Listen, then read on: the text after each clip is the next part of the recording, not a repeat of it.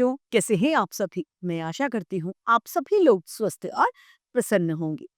आज हम हमारा पाठ वर्ण विचार को पढ़ेंगे और समझेंगे। आइए इसे प्रारंभ करते हैं।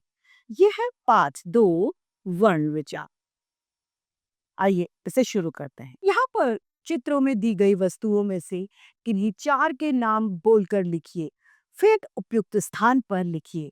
जब आप चित्रों में दी गई वस्तुओं का उच्चारण करेंगे यानी बोलेंगे, तब आपके मुंह से कुछ ध्वनियां निकलेंगी। इन ध्वनियों को लिखित रूप में वर्ण कहा जाता है। ये क्या है? वर्ण कहलाते हैं।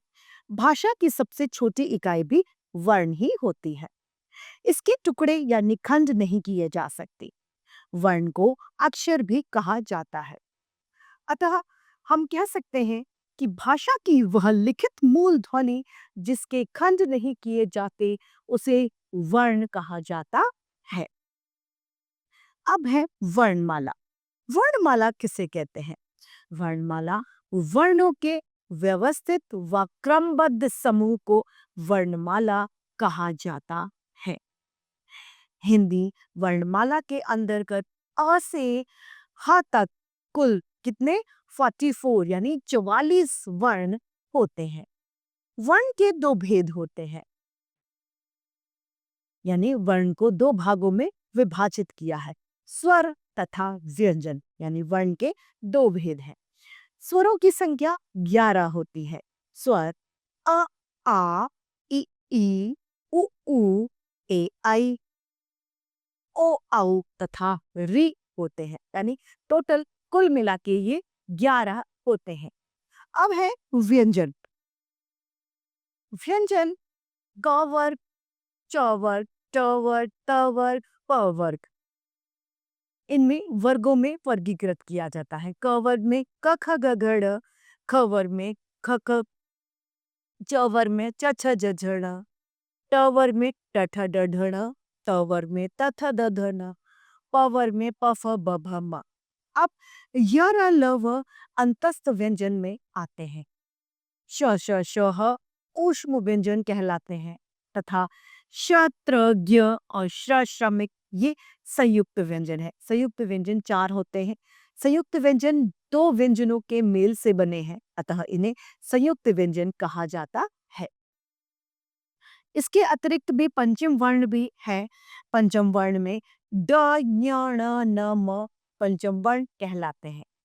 नवीन विकसित वर्ण में ड़ तथा ढ हिंदी के अंतर्गत नए विकसित किए गए वर्ण हैं। अयोग वह जो न ही स्वर होते हैं और न ही व्यंजन, वो दो होते हैं। अंग और अह ये दोनों क्या है? अयोग वह जो स्वरों में लिखे जाते हैं लेकिन न ये स्वर है और न ही व्यंजन, ये अयोग वह कहलाते हैं। अगला है आगत ध्वनिया।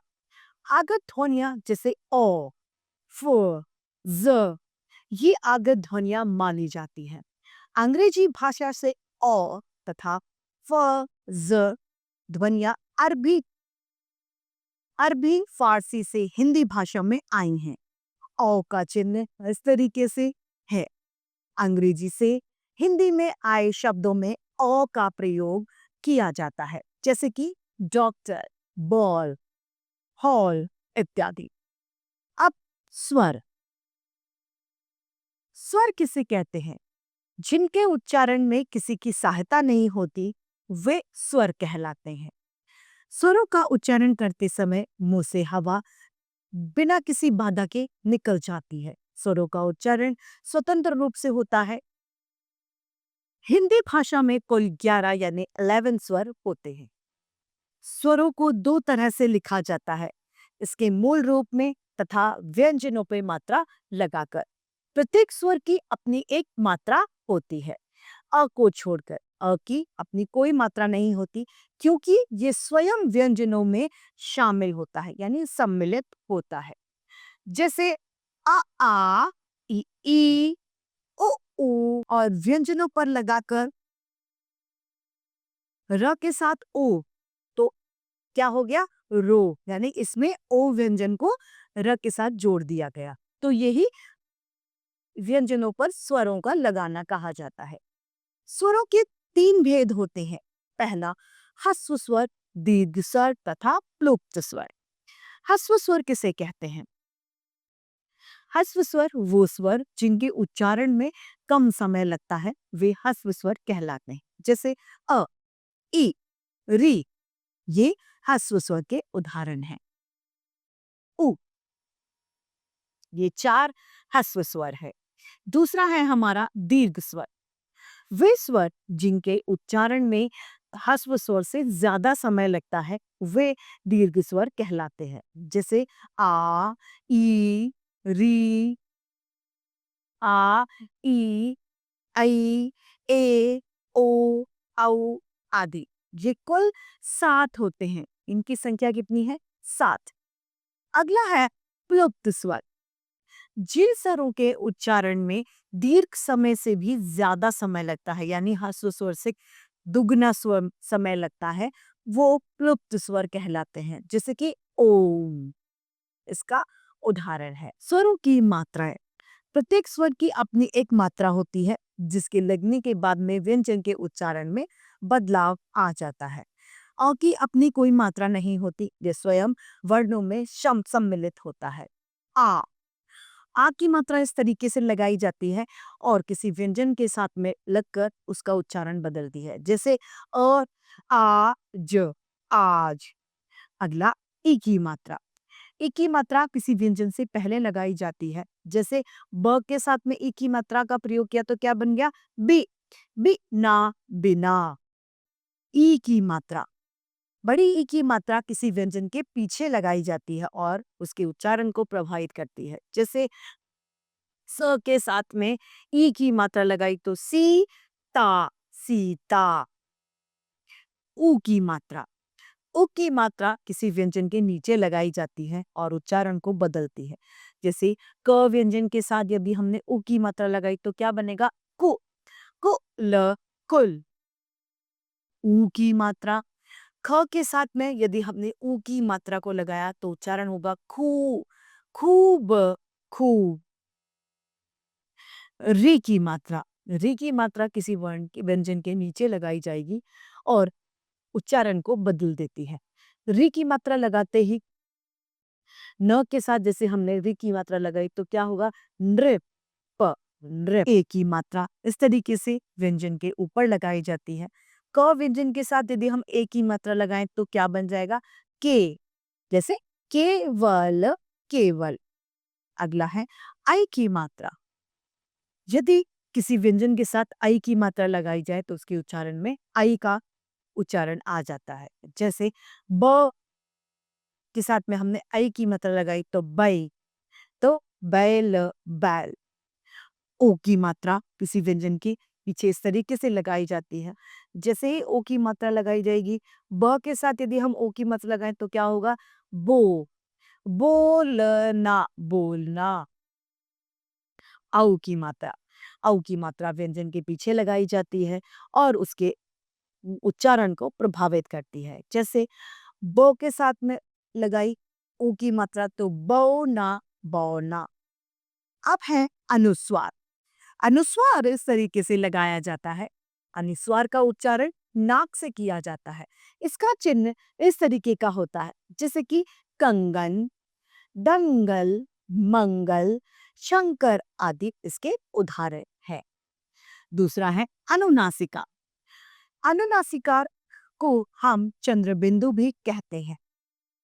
इसका उच्चारण नासिका, नाक और गले दोनों से किया जाता है। जैसे कि सांप, चांद, हंसना आदि। अगला है तीसरा विसर्ग। विसर्ग दो बिंदियों के रूप में किसी के पीछे लगाया जाता है। इसके प्रयोग से ह का उच्चारण किया जाता है। जैसे विसर्ग का उच्चारण ह के लिए किया जाता है। संस्कृत से आए शब्द यानी तत्सम शब्दों में इसका ज्यादा प्रयोग किया जाता है। इसका चिन्ह दो बिंदी होती है, जैसे पुनः, नमः, स्वतः, स्वः आदि इसके उदाहरण। अब आता है व्यंजन। व्यंजन किसे कहते हैं? वे वर्ण जिनको बोलने में स्वरों की आवश्यकता होती है, वे व्यंजन कहलाते हैं। इनकी संख्या 33 यानी 33 होती है। 33 व्यंजनों के अंतर्गत क से म तक 25 व्यंजन तथा स्पर्श व्यंजन कहे जाने वाले य र ल व, अंतस्थ व्यंजन कहने जाने वाले श श श ह, ऊष्म व्यंजन कहे जाने ऊष्म व्यंजन को मिलाकर कुल 33 व्यंजन होते हैं। शत्र ज्ञ षमिक संयुक्त व्यंजन के अंतर्गत आते हैं। अगला है संयुक्ताक्षर।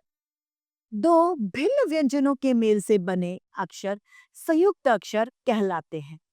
जैसे ग हलन य, तो क्या बना ज्ञ, तो सौभाग्य या फिर 11 इसका उदाहरण है। म हलंत ख, मख, मक्खन, मक्खी इसका उदाहरण है। अगला है द्वित्व व्यंजन। द्वित्व व्यंजन में जब दो समान व्यंजन एक साथ आए तो वे द्वित्व व्यंजन कहलाते हैं। जैसे म हलंत म, मम, अम्मा, कम्मा, सम्मान आदि। ज हलंत ज, जज, सज्जा, लज्जा इत्यादि। संयुक्त व्यंजन व संयुक्त अक्षर में क्या अंतर है? संयुक्त व्यंजन के अंतर्गत दो व्यंजनों के मेल से नया व्यंजन बनता है तथा दोनों व्यंजन बनकर एक नया रूप ले लेते हैं। जैसे त हलंत और र मिलकर क्या बना त्र, जिसका उदाहरण पत्र इत्यादि। लेकिन वही संयुक्त अक्षर में दो व्यंजनों का मेल तो होता है लेकिन व्यंजनों का रूप परिवर्तन नहीं होता। जैसे क हलंत और य, तो क्या बन गया क्य, पर उनका कोई रूप नहीं बदलता। अब है र के विभिन्न रूप और इनके प्रयोग। र को रास के रूप में, पदेन के रूप में, र प्रदेन के रूप में लिखा जाता है। र रास के रूप में जब होता है तो किसी व्यंजन के ऊपर इस तरीके से लगाया जाता है। जहां र स्वर के बिना आता है वहां र आगे वाले व्यंजन के ऊपर रस के रूप में लगा दिया जाता है। जब र रस के रूप में होता है तब इसका उच्चारण व्यंजन से पहले किया जाता है।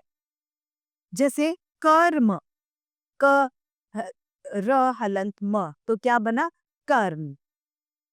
इसी तरीके से ग र त गर्थ। दूसरा है र पदेन के रूप में, पहले रस के रूप में पढ़ा, अब क्या पढ़ेंगे पदेन के रूप में। पदेन के रूप में र एक तरीके से हलंत में होता है।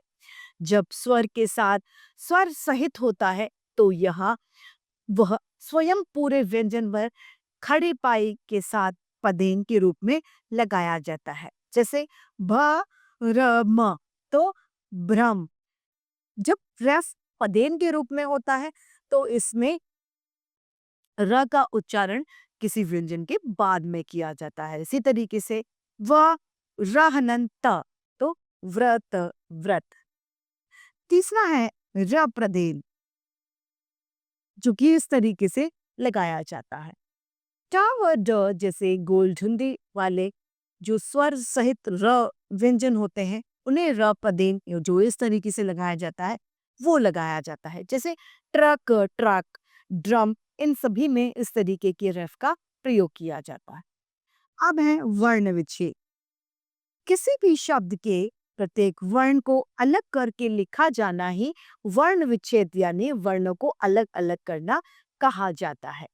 विच्छेद का अर्थ होता है अलग अलग लिखना या अलग करना। जैसे कमल, एक शब्द है हमारा कमल, इसका वर्ण विच्छेद कैसे होगा?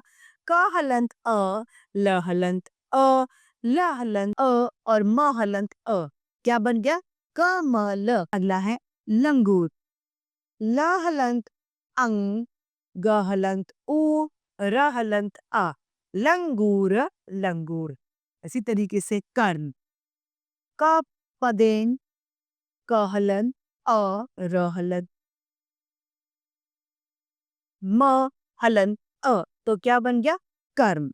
इसी के साथ पाठ समाप्त होता है। आइए इस पाठ को एक बार संक्षेप में दोहरा लेते हैं। भाषा वर्ण की सबसे छोटी इकाई है। वर्ण भाषा की सबसे छोटी इकाई है। वर्णों के व्यवस्थित समूह को वर्णमाला कहा जाता है।